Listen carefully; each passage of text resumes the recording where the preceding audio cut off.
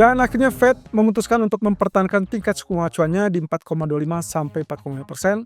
Dan satu hal yang pasti ada kritikan dari Donald Trump yang tidak senang tentunya Fed mempertahankan tingkat suku bunga. Mengingat apa yang terjadi 2 minggu lalu, kita sempat mendengar Trump dengan sangat spesifik menjelaskan bahwa dia sangat ingin suku bunga itu diturunkan. So, kira-kira apa dampak selanjutnya dan bagaimana pergerakan berikutnya? Ini dia ulasannya. Ya, sekedar mengingatkan kembali, deadline untuk tarif Trump kelihatannya sudah semakin dekat. Ada tanggal 1 Februari, kurang lebih berarti 2 hari tersisa.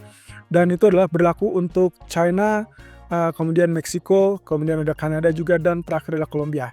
Nah, tapi khusus untuk China sendiri, saya agak sedikit berneka-reka apakah yang akan terjadi pada China, karena di satu sisi mereka sedang libur panjang untuk perayaan Imlek sampai tanggal 4 Februari. Kalau memang ternyata deadline ini sampai kurang lebih 1 Februari, maka kecenderungannya yang dikhawatirkan adalah tiba-tiba kebijakan tarif tersebut langsung diberlakukan.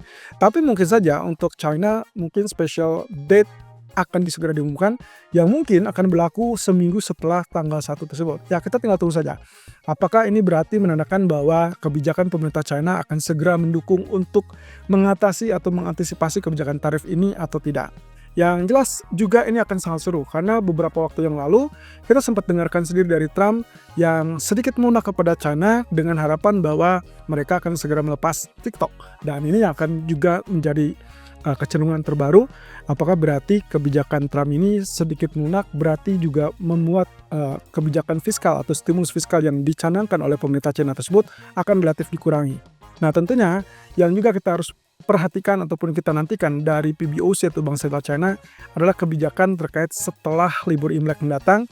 Itu dikaitkan dengan kebijakan pemangkasan triple R atau Reserve Requirement Ratio, yang tentunya juga itu akan sangat secara agresif menggerakkan ataupun mendorong pergerakan harga saham China dan juga ekuitas dari Hong Kong. Ya, setelah tadi malam kita sudah melihat kebijakan suku bunga tetap dipertahankan 4,25-4,5% persis sesuai dengan ekspektasi, dan itu juga yang berkali-kali kita ingatkan bahwa respon market atau reaksi market akan cenderung terbatas karena sudah direspon, sudah diantisipasi sehingga mereka tidak kaget sama sekali. Artinya yang di situ yang terjadi adalah penguatan dolar secara terbatas. Kemudian mereka lebih concern, lebih memangkas ataupun lebih fokus kepada kebijakan ataupun pernyataan dari Fed. Dalam hal ini mungkin tanya jawab atau sesi tanya jawab dari Presiden atau Ketua Fed Jerome Powell itu yang paling menyita perhatian pasar. Sayangnya kita tidak melihat pergerakannya sangat membasis tadi malam, sehingga bisa dibilang market cenderung bingung dengan apa yang dilakukan ataupun dikatakan oleh Jerome Powell. Satu sisi kita lihat di sini, komite mempertimbangkan bahwa akan ada masalah risiko yang cukup berimbang terkait dengan pasar tenaga kerja dan juga inflasi seperti sedia kala. Ya, jadi ini masih tetap sama pernyataannya, tapi yang ada di sini adalah terkait dengan kemajuan menuju target 2%. Ini yang cukup menarik, teman-teman. Dalam pernyataan pembukanya, FOMC memberikan statement bahwa mereka menghapus pernyataan terkait dengan inflasi mengalami kemajuan menuju target 2%. Dan hal itu langsung diartikan oleh pasar sebagai sinyal bahwa wah, kelihatannya Federal Reserve tidak akan melakukan pemangkasan suku bunga lagi. Dan itulah yang membuat kenapa US dollar sempat mengalami penguatan, sehingga kita sempat lihat emas mengalami penurunan dan tekanan yang cukup cepat. Tapi beberapa menit berikutnya saat press conference ataupun sesi tanya jawab dari Jerome Powell mengatakan bahwa dia meralat bahwa yang dinyatakan atau yang dikatakan dalam pernyataan pembuka tersebut tidak dimaksudkan untuk memberikan sinyal. Jadi dalam hal ini dolar pun akhirnya meredah dan akhirnya mengalami penurunan. Walaupun penurunannya tidak terlalu signifikan, tapi setidaknya berhasil membangkitkan kembali minat terhadap safe haven emas yang lalu kemudian ditutup rebound. Nah, jadi pertanyaannya kira-kira apa sih yang dikatakan atau disimpulkan dari Jerome Powell tadi malam? Oke, ini dia. Pernyataan dari Powell sebetulnya lebih condong pada optimisme terkait dengan kebijakan Fed yang bisa memandu ataupun mengarahkan inflasi menuju target inflasi 2%. Nah, jadi sebetulnya walaupun kalimatnya dihapus, tapi yang jelas di sini Fed masih berkomitmen untuk memandu inflasi menuju target 2% dan mereka cukup optimis bahwa proses disinflasi itu masih tetap berlanjut. Jadi cerminan inilah yang membuat kami berpikir bahwa inilah yang terjadi tadi malam. sehingga akhirnya dolar mengalami pelemahan kembali, US Treasury juga mengalami pelemahan, dan akhirnya kita sempat lihat emas kembali rebound sampai 2760-an. Nah, walaupun demikian, kita masih tetap harus menunggu lebih lanjut terkait dengan data ekonomi, tapi yang jelas adalah pernyataan-pernyataan tersebut semua dikaitkan dengan kebijakan berdasarkan data ekonomi. Jadi, optimisme ini dinyatakan atau ditanggapi oleh pasar sebagai sikap Fed yang relatif dovish.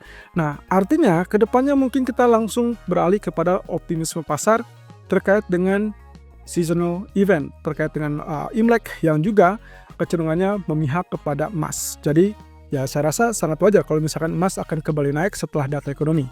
Nah, sementara itu ada kritikan yang sangat spesial, yang sangat khusus ditujukan kepada Powell. Donald Trump, seperti yang sempat kita lihat di minggu lalu, dia sempat sedikit menyenggol ataupun menggelitik kepada Federal Reserve, di mana dia sangat ingin untuk menekan suku bunga alias memangkas suku bunga, dan itu yang ingin dia lakukan oleh Fed. Tapi ternyata tadi malam tidak didapati. Bahkan Fed mempertahankan tingkat suku bunga dianggap sebagai suatu hal yang mengganggu inflasi atau penyebab inflasi. Nah, oleh karena itu, Trump mengatakan dia mengancam akan melakukan rilis energi atau produksi energi Amerika yang lebih banyak, yang tentunya ini akan menekan harga minyak, teman-teman. Ya, ini persis dengan apa yang diancam oleh dirinya waktu pernyataan di Davos. Jadi karena Arab Saudi juga tidak merespon, OPEC juga masih tetap mempertahankan pemangkasan produksi sampai akhir kuartal 1. Akhirnya Trump memutuskan untuk mengancam mereka, termasuk juga Jerome Powell, bahwa Amerika akan merilis produksi energi lebih besar. Nah, tentunya ini akan mengakibatkan supply atau pasokan minyak akan berlebih. Di sisi lain, tingkat permintaan belum dikatakan pulih secara menyeluruh, sehingga akhirnya nantinya akan menekan harga minyak. Dan itulah yang terjadi yang kita lihat hari ini. Nah, sisi lain adalah terkait dengan memangkas regulasi sehingga mereka lebih ringkas, dan lalu kemudian juga menyeimbangkan kembali perdagangan internasional. Yang terakhir adalah menghidupkan kembali manufaktur Amerika. Serasa pada poinnya ancaman ini lebih korelasinya adalah kepada pasokan, yaitu menyuplai kembali sejumlah barang ataupun sejumlah produksi yang memang langka ataupun tidak ada, sehingga nantinya akan bisa dikatakan melimpah ruah pasokan, sehingga akhirnya membuat harga relatif turun, dan disitulah akhirnya inflasi akan mengalami penurunan. Nah, kalau inflasi sudah turun, mau tidak mau Fed akan memangkas suku bunganya. Jadi secara tidak langsung apa yang dilakukan oleh Trump mengkritik Powell itu sebetulnya secara tidak langsung dia juga mendukung apa yang akan dilakukan oleh Powell dan kawan-kawan, yaitu memangkas suku bunga jika inflasi mulai penurunan. Sehingga caranya Trump untuk mendukung itu adalah dengan cara melakukan produksi yang lebih besar lagi, sehingga nantinya pasokan yang melimpah akan menekan harga minyak ataupun harga-harga barang yang ada di dalam negeri. Sehingga cukup baik ya. Kalau misalkan dilihat seperti ini, berarti ada kemungkinan kita akan melihat penurunan suku bunga coming soon dari Fed dalam beberapa bulan ke depan. Nah, jadi penggerak marketnya kali ini adalah Trump effect. Kalau misalkan Anda lihat dari pernyataan-pernyataan Donald Trump, sebetulnya kita bisa mengkorelasikan dengan harga minyak yang mengalami penurunan lebih lanjut, bahkan kali ini mendekati level $70.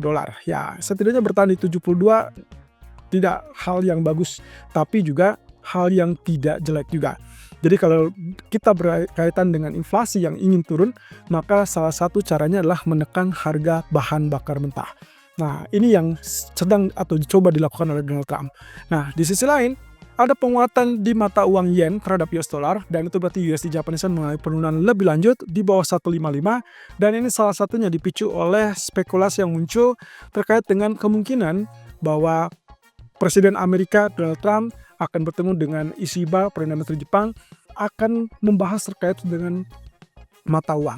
Kelihatannya spekulasi makin muncul kalau misalkan ternyata keduanya tidak ditemukan terkait dengan kesempatan dagang atau apapun, sehingga yang muncul di benak market saat ini adalah spekulasi bahwa keduanya akan membahas terkait dengan nilai tukar.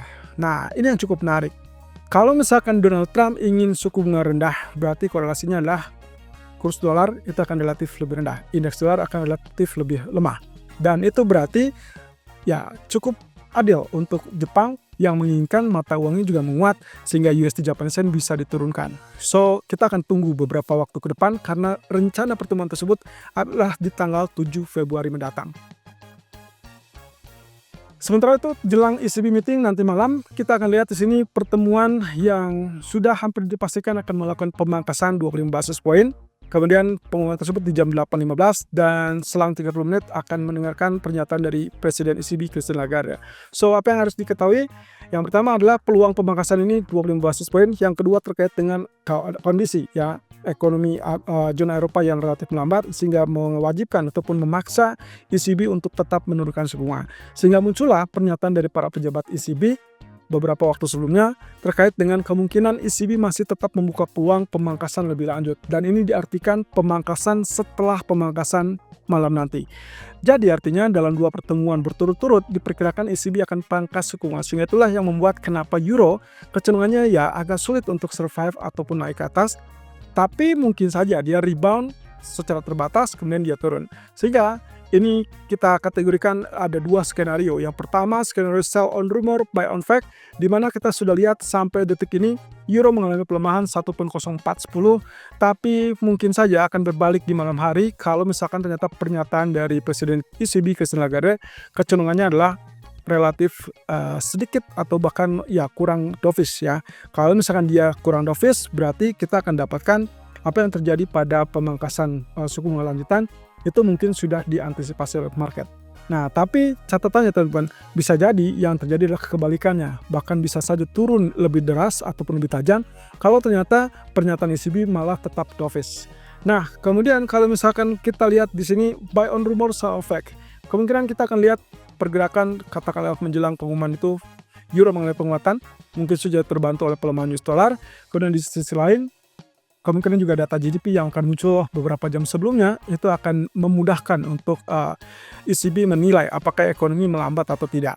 Yang ketiga tentunya alasan yang paling dasar terkait dengan nantinya kebijakan ECB tersebut. Kalau misalkan pernyataannya relatif hawkish, maka kita akan dapatkan rebound yang relatif ya terbatas, dikarenakan ya mau tidak mau suku bunga lebih rendah dibandingkan FOMC ataupun bahkan dibandingkan oleh BOE. Sehingga dalam hal ini hati-hati, koreksi yang sedang terjadi mungkin saja akan berkebalikan respon saat pengumuman ECB nanti malam. So, data ekonomi untuk hari ini ada GDP dari Jerman, GDP dari zona Eropa, kemudian GDP dari Amerika yang akan rilis nanti malam. Jadi tolong perhatikan selain juga kebijakan suku bunga dari ECB nanti malam.